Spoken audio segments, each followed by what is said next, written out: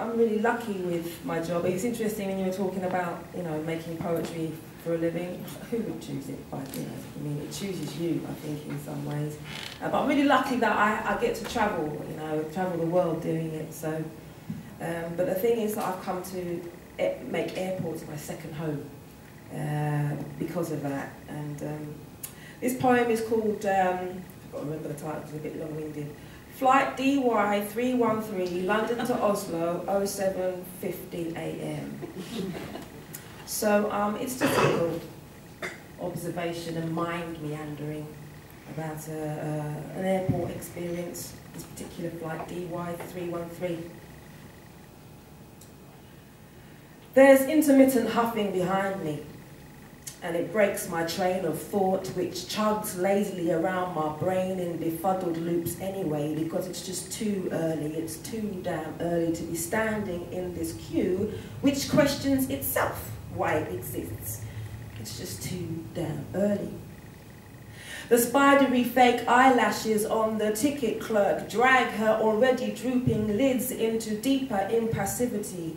This could be attractive girl's slack lips neglect to shape a good morning. Passport, please. What's your destination? Could anyone have interfered with your luggage since you packed it? People always interfere with your baggage, I find. I guess that's why I fly when I can.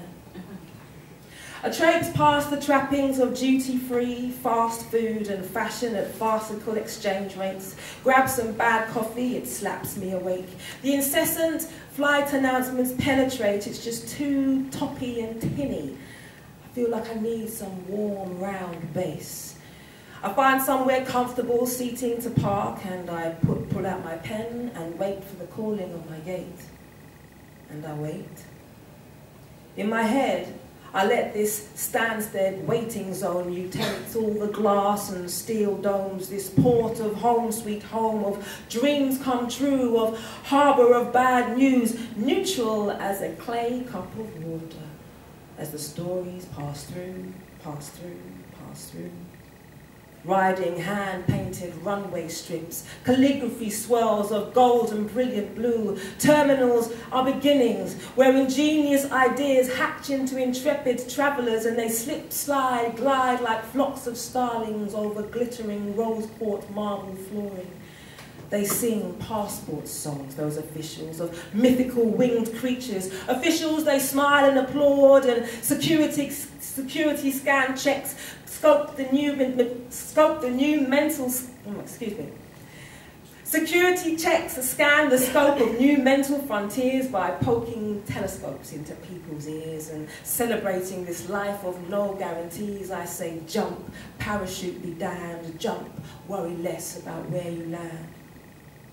My 747 Boeing engine of a pen fires up like a workhorse chomping at the bit. Giddy up, giddy up, giddy up, gip. And tuning into the thrust, the poem is pulled into the troposphere, and I become air under wing. I am turbulence, I am tumble and spin. I become the blue sonic wind, banking hard left, tilting the world on the edge of a lucky coin, flipping, always landing heads up, win-win.